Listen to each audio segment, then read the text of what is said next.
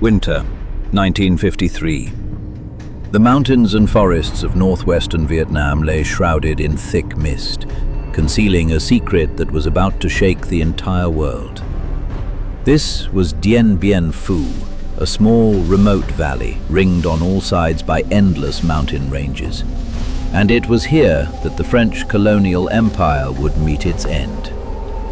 After nearly a century of ruling Indochina, France was desperate, searching for one decisive victory to end a war that had grown long, costly, and utterly hopeless. In May of 1953, General Henri Navarre arrived in Indochina, carrying with him an ambitious plan and a conviction that nothing could shake. He was certain the Viet Minh could never haul heavy artillery across those treacherous mountain ranges. Dien Bien Phu would be a steel trap, though for whom he had not yet begun to imagine.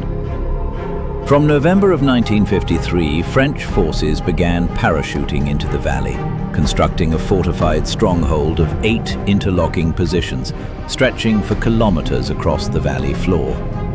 But on the other side of those mountains, General Vo Nguyen Giap was watching, studying every move the enemy made. And he recognized what he saw, the historic opportunity he had long been waiting for. The original plan called for a swift assault, strike fast, win fast. But after nights of deep deliberation, the general made the most difficult decision of his entire military career. He ordered the entire offensive halted. The strategy shifted to strike surely, advance surely, pull the artillery back, dig the tunnels, tighten the siege. A completely different campaign, one that demanded patience without limit. Tens of thousands of civilian laborers, working day and night by human strength alone, hauled artillery pieces weighing several tons up sheer mountain slopes the French had declared impassable. Every gun was wrapped in thick jungle camouflage, moved only under cover of darkness, completely invisible to the French reconnaissance aircraft that circled the skies by day. Hundreds of kilometers of jungle road were cut open. Thousands of tons of food and ammunition flowed without pause, a logistical achievement without parallel in the entire history of Southeast Asia. The afternoon of March 13th, 1954. Viet Minh artillery opened fire from the mountain slopes. The first shells tore the silence of Dien Bien Phu apart. The Him Lam strongpoint fell on the very first night. Colonel de Castries began to understand. Navarre's plan was collapsing faster than anyone had thought possible. The French could not believe what they were seeing.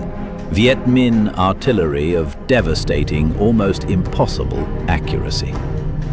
The airstrip was destroyed within the first days, severing the lifeline from Hanoi.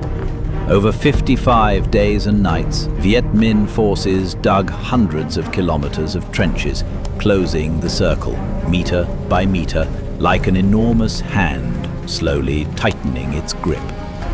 Inside the perimeter, thousands of French and Foreign Legion soldiers huddled in waterlogged trenches, without enough food, without enough medicine, looking up at the sky, and knowing there was no way out. Paris called on Washington. The Americans refused to intervene directly. Air resupply missions were all but useless, most supplies drifting down into the hands of the Viet Minh surrounding them. In early May, the Viet Minh launched their final wave of assaults. The last French strongpoints collapsed one by one, each one snuffed out like a candle in the dark.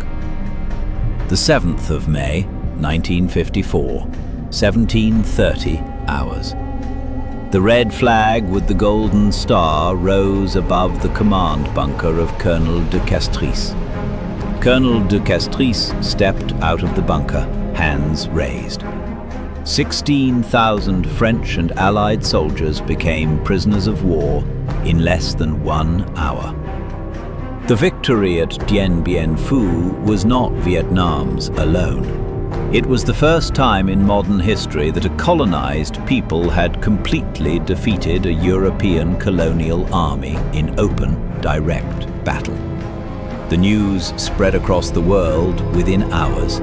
In Africa, in Asia, in Latin America, peoples living under colonial rule looked to Dien Bien Phu and saw one thing: the impossible was possible.